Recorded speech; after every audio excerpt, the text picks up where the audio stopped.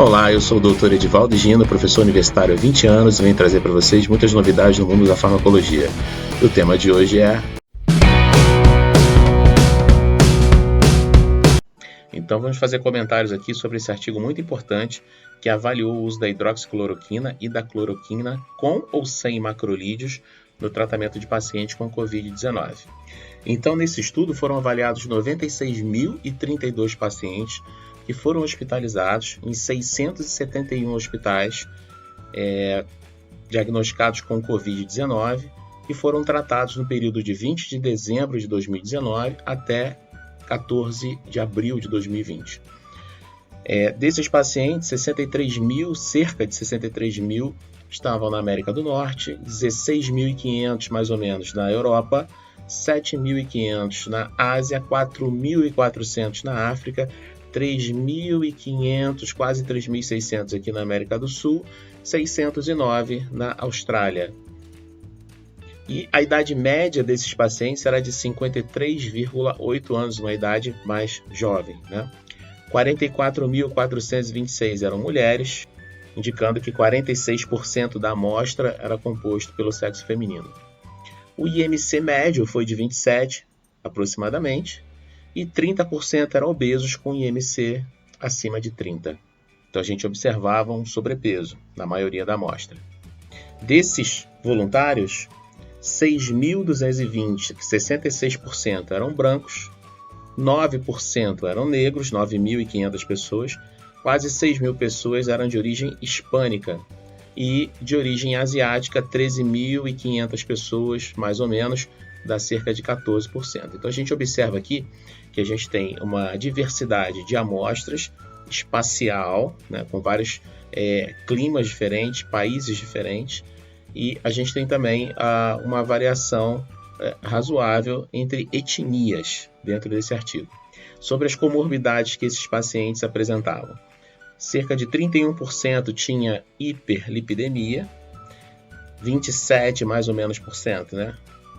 Cerca de 27% tinha hipertensão, 13% diabetes, 3% aproximadamente tinha problemas respiratórios, de obstrução, 3% eram imunodeprimidos, cerca de 17% eram ex-fumantes e cerca de 10% eram fumantes atuais, o que pode complicar o caso de problemas respiratórios pela doença Covid-19.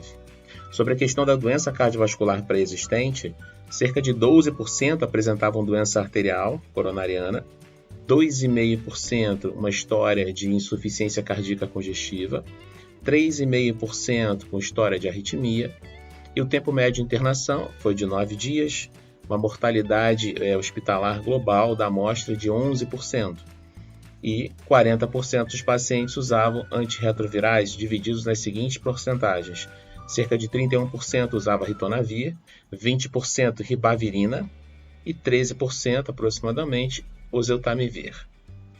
Esse artigo demonstrou através de estatística que ocorre um aumento do risco de morte em quase todas as condições que são conhecidas como fatores de risco. Então, assim, pode-se observar que determinadas situações são muito importantes, em relação à etnia da pele, os negros, os hispânicos, aumenta o risco de morte de maneira importante. Paciente que já tem algum tipo de falência congestiva, como insuficiência congestiva, já seria até esperado por causa da questão dos efeitos adversos da hidroxicloroquina e da cloroquina. E a questão das arritmias também, mais importante aqui, aumenta o risco de morte. A questão do diabetes é um fator de risco, aumenta o risco de morte aqui. A questão da hipertensão é um fator de risco importante aqui, aumenta o risco de morte. A hiperlipidemia ou dislipidemias, como a gente mais comumente conhece aqui no Brasil, aumenta o risco de morte. Tá? A questão de ser um fumante atual aumenta o risco de morte, importante. A condição de ser imunossupressor, ter alguma patologia ou tratamento com algum medicamento que faça a sua imunidade cair, aumenta também o nosso risco de morte aqui. E o uso da cloroquina sozinha aqui, aumenta o risco de morte. O uso da hidroxicloroquina sozinha aqui, aumenta o risco de morte. A cloroquina com o macrolídeo aumenta o risco de morte. Você percebe que são porcentagens bem parecidas. Então a gente pode atribuir isso aí, essa questão não ao macrolídeo, mas à questão do uso da cloroquina ou da hidroxicloroquina. Quando você usa hidroxicloroquina e macrolídeo, o risco de morte também fica estatisticamente muito semelhante. Então o que a gente observa? Que o uso da cloroquina e o uso da hidroxicloroquina, nesse caso aqui, aumenta o risco de morte desse paciente. É possível observar também que existe também um aumento de risco de arritmias ventriculares quando o paciente, claro, já tem algum tipo de insuficiência congestiva, quando o paciente já sofre de arritmias, isso já era esperado, mas a gente observa que mesmo os pacientes que não têm essa pré-condição, se utilizarem a cloroquina separadamente ou a hidroxicloroquina separadamente, isoladamente, né? A cloroquina mais o macrolídeo, que seria com a azitromicina, a hidroxicloroquina com o macrolídeo, a gente observa aqui que o risco de arritmia ventricular é maior, independente se ele tem uma pré-condição ou não. Então, ou seja, isso expõe mais o paciente ao risco de problemas cardiovasculares. Quando a gente observa o traçado de um eletrocardiograma, observando todo o sinal elétrico do músculo cardíaco, a gente observa que o sinal padrão, que é mais facilmente visto na derivação V6, na posição V6, é que a gente tem uma inflexão para cima da onda P, o complexo QRS e a onda T. Quando a gente usa hidroxicloroquina e cloroquina, uma das coisas que acontecem é o aumento do intervalo QT, ou seja, essa distância aqui vai aumentar. E o que isso significa na prática? Uma dificuldade para você fazer o batimento da segunda bulha, né, que a gente ausculta sem aparelhos eletrônicos, indicando a dificuldade do batimento do ventrículo.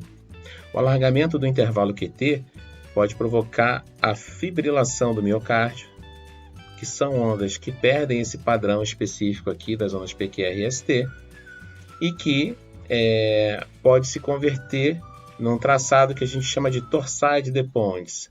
São ondas com amplitude maior e ondas com amplitudes menores. Então, a gente observa isso durante o processo de arritmia. Se você olhar bem, a gente pode fazer um traçado por cima, a mão, como se tivesse torcido as pontas, que é o torsade de Pons. Então você tem o processo de fibrilação, depois tem o torsade de Pons, e depois vem a linha isoelétrica, que é a parada de passagem de corrente no miocárdio. Normalmente, quando a gente está assistindo um filme, sai aqui da nossa onda padrão, né? E vem direto aqui para a nossa linha isoelétrica, e não é isso que acontece. No meio do caminho, a gente vai ter uma fibrilação e um torsade de Pons. O artigo em si não avaliou o aumento do intervalo QT, nem a existência do torsade de Pons, que é um risco de morte mais importante por falência do miocárdio. Mas, independente disso, ele observou a presença de arritmias do miocárdio de maneira importante quando se usa cloroquina ou hidroxicloroquina. Vale lembrar também que a porcentagem de morte foi maior no grupo que usou hidroxicloroquina e cloroquina. Entretanto, o trabalho deixa claro que eles não estabeleceram uma relação entre o aumento do risco de morte com a questão do regime terapêutico, os medicamentos que estavam sendo utilizados com a cloroquina e com a hidroxicloroquina. Em relação à hidroxicloroquina e à cloroquina, com ou sem macrolídeos, com ou sem azitromicina ou claritromicina, por exemplo, nenhuma evidência de benefício ela foi observada e aumentou-se o risco de arritmia ventricular e o risco de morte desse paciente internado com Covid-19. E aí, gostou? Acompanhe o canal no Facebook, no Instagram e no YouTube, ative as notificações, clica no sininho, se inscreve no canal, deixa um like. Até a próxima.